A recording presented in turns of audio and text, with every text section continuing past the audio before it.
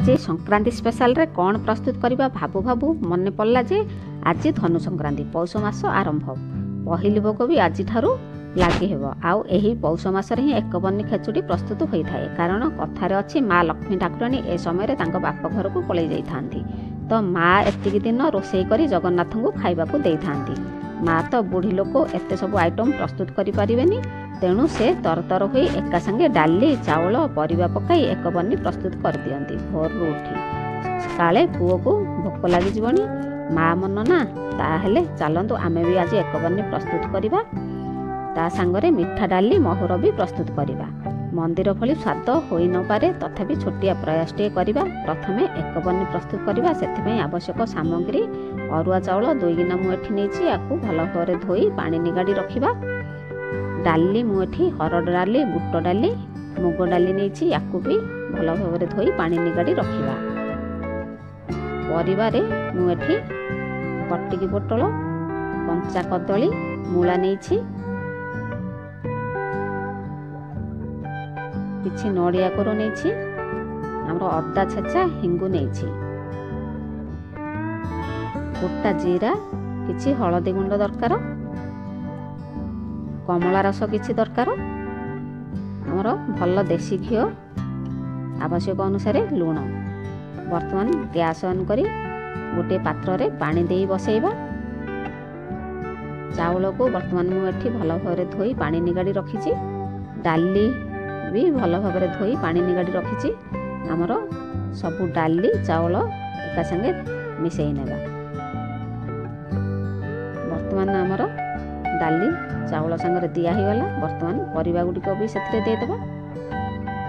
आपण चाहिले आउ किछि परिबा भी ऐड करि परिबे। हमरो देसी परिबा ही एथिरे लागि थाए। वर्तमान आवश्यक अनुसार लूण हळदी दे देबा। वर्तमान दे देबा अदा छेचा किछि गोटा जीरा एति दे सारिबा परे ताको भल भाबरे एम्ति मिसई नेबा। मंदिर रे तो हमर आउ घंटा हुएनी कि हाथ भी लगा जाएनी ताको एम्ति भल भाबरे हमर मिसई नेबा। टिके आमे सही भली करबा को चेष्टा करबा। ये वर्तमान हमर पानी गरम हो गेलानी हमर सेथरे दे देबा। हमर 2 गिना चाउल 1.5 गिना डाली देइछि से अनुसार मु माप डबल करी पानी दे देइछि। वर्तमान नड़िया कोरो सेथरे दे देबा से सिझिबा को छाड़ीबा। ये वर्तमान देखंतो हमर टिके सिझी आसिलानी सेथरे कमला रस दे देबा। वर्तमान किछि हिंगु नेबा गोटे पात्र रे अल्प पानी दे भल भाबरे मिसई नेबा।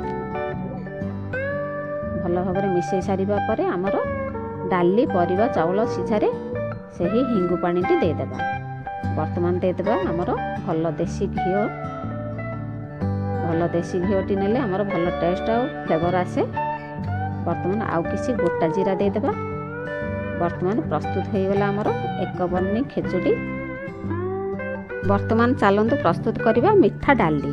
सेथिपई आवश्यक उपकरण हरड डाली गोटे गिना मु एठी नेछि याकू भल भाबरे धोई पानी निगाड़ी रखिबा। गुड़ अध गिना नेछि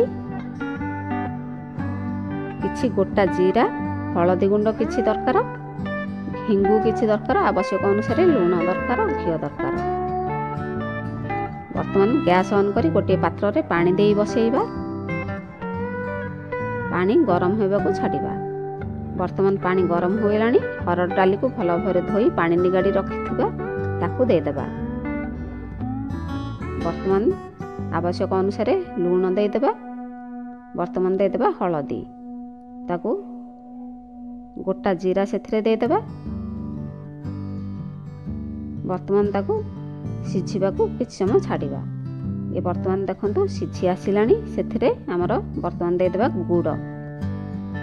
गुड़ दे सारिबा परे ताकू किछ समय फुटिबा को छाड़ीबा। वर्तमान दे देबा हिंगु। वर्तमान दे देबा हमर भल देसी घीटी नैथिबा ताकू दे देबा। वर्तमान आउ किछ जीरा दे देबा। ये वर्तमान फुटिबा को छाड़ीबा। वर्तमान हमर डाली प्रस्तुत हो गला। वर्तमान चलंतु प्रस्तुत करिबा महुर। सेथिपई आवश्यक उपकरण मु एठी किछि कट्टा परिबा नेछि।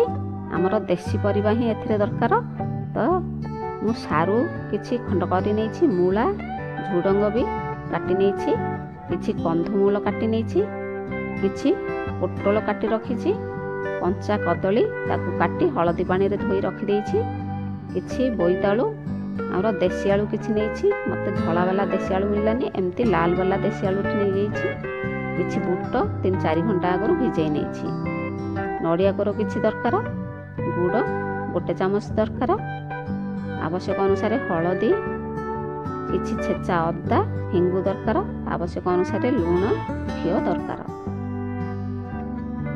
ଆମର ମସଲା ପେଷ୍ଟ ପ୍ରସ୍ତୁତ ପାଇଁ 2 ଚାମଚ ପାନମଧୁରୀ, 1/2 ଚାମଚ ଲେଖେ ଗୋଲମରିଚ, ଜିରା, ସୋରିଷ, ଧନିଆ, ଆମର ଅଦା ଖଣ୍ଡେ ଦରକାର।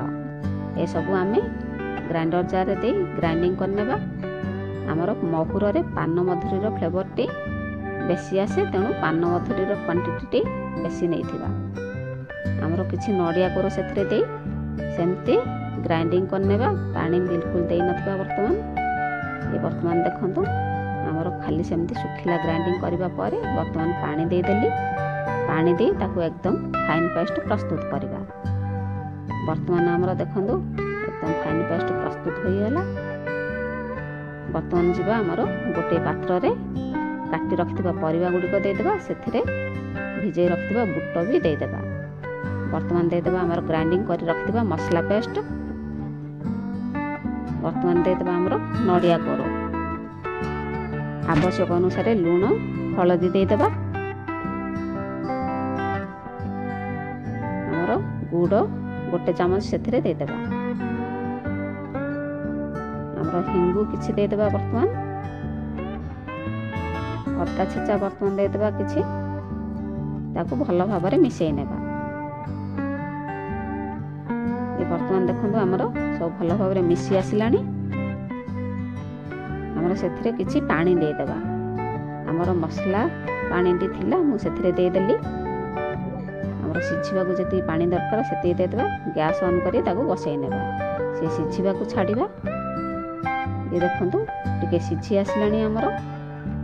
ବର୍ତ୍ତମାନ ସେଥିରେ ଘିଅ ଦେଇଦେବା, ଆମର ଭଲ ଦେଶୀ ଘିଅଟି ନେଇଥିବା, ଭଲ ଟେଷ୍ଟ ଆଉ ଫ୍ଲେଭର ଆସିବ। ବର୍ତ୍ତମାନ ଦେଇଦେବା ଆଉ କିଛି ହିଙ୍ଗୁ। ବର୍ତ୍ତମାନ ଆମର ଢାଙ୍କୁଣୀ ଦେଇଦେବା, କିଛି ସମୟ ସିଝିବାକୁ ଛାଡ଼ିବା। ମନ୍ଦିରରେ ରୋଷେଇ ବେଳେ ଆମର ଢାଙ୍କୁଣୀ ଦିଆ ହୁଏନି, କିନ୍ତୁ ମୁଁ ଏଠି ଢାଙ୍କୁଣୀଟି ଦେଇଦେଲି। ଏ ବର୍ତ୍ତମାନ ପ୍ରସ୍ତୁତ ହୋଇଗଲା ଆମର ମହୁର, ତାକୁ ଓହ୍ଲାଇ ନେବା। ବର୍ତ୍ତମାନ ଆମର ସଂକ୍ରାନ୍ତି ସ୍ପେଶାଲରେ ସବୁ ପ୍ରସ୍ତୁତ ହୋଇଗଲା।